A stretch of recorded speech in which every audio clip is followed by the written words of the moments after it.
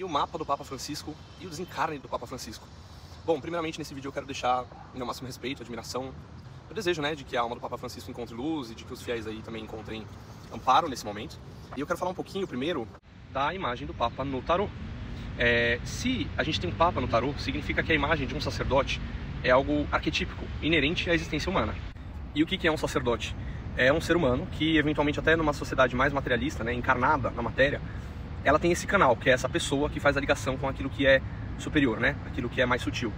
O significado de pontífice vem de ponte, aquele que faz a ponte para os planos superiores. Na árvore da vida, o arcano do Papa, ele conecta essa esfera aqui com a esfera de cima. E essa esfera de cima, vamos dizer assim, de certa forma, ela é a esfera que dá início à manifestação, né, a esfera que está conectada com o zodíaco. E essas três esferas superiores, elas simbolizam aquilo que os ocultistas chamam de macroposopos. E as demais, especialmente as intermediárias, né, são microposopos, né? O macro seria a potência, não manifesta ainda, né? E o Papa, ele é a figura mística que faz essa ligação entre o micro e o macro. Só que em volta dessa pessoa, o arquétipo que se forma é o arquétipo de uma instituição. Então o arcano do Papa, ele simboliza essas duas coisas, tanto uma conexão mais profunda com aquilo que é mais sutil e divino, quanto ele simboliza também a instituição cheia de dogmas, às vezes cheia de conservadorismo, que se forma em volta dessa pessoa. Muitas vezes essa instituição, ela acaba sendo usada de forma a manipular e controlar as pessoas, como a gente sabe que aconteceu com a Igreja Católica. Portanto, o arcano do Papa, ele não é só espiritualidade, ele é também instituição. Por essa parte mais material, o arcano do Papa foi associado ao signo de Touro, porque basicamente é um signo que fala da nossa experiência material, dos nossos sentidos, tato, olfato, paladar, dos nossos recursos, daquilo que a gente precisa para estar vivo na matéria. Eu acho essa conexão meio doida, né? A gente está falando de uma figura meio espiritual e meio terrena, e ela está vinculada pelas escolas esotéricas a um signo supermaterial. Mas enfim, o que eu achei mais doido é, no momento do falecimento do Papa, o Sol estava na ponta de uma quadratura T, sendo que o Sol estava a 1 grau do signo de Touro, que basicamente a gente pode falar que é o signo do Papa, de certa forma. A 1 grau é um grau analético, super potente. E esse cara, ele estava fazendo quadratura, que são aspectos de tensão, com os dois planetas da morte, de certa forma, que são Marte e Plutão, né? Os dois regentes de Escorpião, aqueles que regem as transformações, o fim da vida, para que a vida possa recomeçar em outros níveis. Bom, eu já tenho falado aqui e vou deixar também outras notícias que falam do quão importante pode ser essa oposição de Marte a Plutão, e especialmente com o Sol na ponta da quadratura T. Só que além disso, vamos falar um pouquinho do mapa do Papa Francisco. Primeiro que ele tinha o Sol em Sagitário, e a potência sagitariana é uma potência vinculada à fé, vinculada àquilo que a gente acredita. E ele foi um Papa que definitivamente, isso era muito importante, né? Ele enfrentou a própria instituição que ele representava por conta daquilo que ele acreditava, que era, na verdade, eu não sou cristão, né? Na verdade eu não tenho uma religião, mas até onde eu sei, ele acreditou no cristianismo acima da instituição, que é uma coisa que parece que ganhava força própria, né? E ele também tinha esse posicionamento de Marte em Libra, que é basicamente o guerreiro no signo das relações. Isso aqui é um posicionamento muito comum nos mapas de pessoas que lutam pelos direitos das outras, né? De advogados, enfim. Outros pontos desse mapa que eu acho super importantes. O ascendente em Câncer, que é um ascendente muito típico de pessoas bastante afáveis, bastante doces. E além disso, dois elementos super importantes. Ele tinha dois planetas pessoais, que são Lua e Vênus, no signo de Aquário.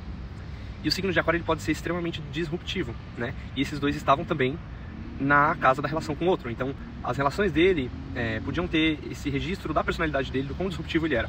E também é um signo ligado ao acolhimento da diversidade. Dentro das relações, a pessoa com esse posicionamento pode se pautar a entender que as pessoas podem estar fora do padrão daquilo que se espera. E Aquário está no eixo da autenticidade, assim como o signo de Leão. E agora, principalmente, eu quero falar desse Urano que ele tinha na casa 10. Notem que ele tem o meio do céu a 0 grau de Touro. O meio do céu é como a gente é conhecido na carreira, nosso status. É uma casa capricorniana, é como a gente se projeta no mundo em termos daquilo que a gente constrói. E o meio do céu dele era a 0 grau do signo conectado ao arcano do Papa. Isso significa que ele necessariamente seria Papa? Não. Mas isso é uma das sincronicidades que a gente estuda nessa arte maravilhosa da astrologia e dos oráculos de maneira geral. Outro fato super interessante sobre esse mapa. O cara tinha Urano no meio do céu, no signo dessas instituições, né? Então, ele tinha meio do céu já nesse signo, como eu falei, conectado a esse arquétipo do Papa. E além disso, ele tinha um planeta inovador, revolucionário, futurista, de certa forma insubordinado, dentro do signo do papado, vamos dizer assim, e no meio do céu, que é a casa da carreira. Olha como é que são as coincidências que a gente estuda dentro da astrologia. Bom, é isso, gente. Eu espero que se encontre um novo líder da maior religião do planeta, né? Que seja também um líder que saiba colocar seus valores e seus ideais de maneira revolucionária, de maneira a mudar as coisas, já que a Igreja Católica, se a gente fizer um apanhado bem frio da história, ela foi mais perversa, maldosa e assassina do que salvadora. Vocês não acham extremamente sincrônico que com a entrada de Netuno em Áries, que é o planeta da espiritualidade, não signo de começo das coisas, a gente tem o fim de um papado, a gente pode olhar simbolicamente para o fim desse papado também.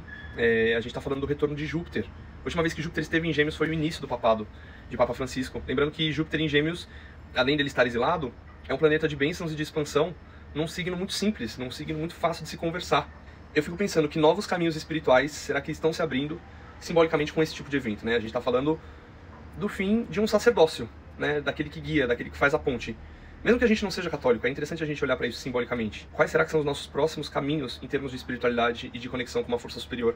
O insight que eu tive desses movimentos aí que a gente está tendo, principalmente referente a essa quadratura T que eu tenho falado, essa oposição de Marte a Plutão, que pode ser uma coisa bem cortante, bem mortal. Eu andei pensando também que Marte, entrando no signo de Leão, é um planeta de atitude, num signo de autenticidade. Então uma coisa que me ocorreu, que pode estar ocorrendo para mais outras pessoas, é que quais pontos será que a gente aprendeu a silenciar a nossa autenticidade?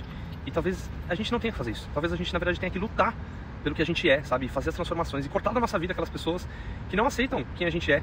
Talvez exista algumas guerras que a gente precisa travar para a gente conseguir expor a nossa imagem no mundo, de como a gente é de fato. E, enfim, é um trânsito importante também para a gente transformar em nós e na nossa vida aquilo que a gente vê que precisa ser transformado.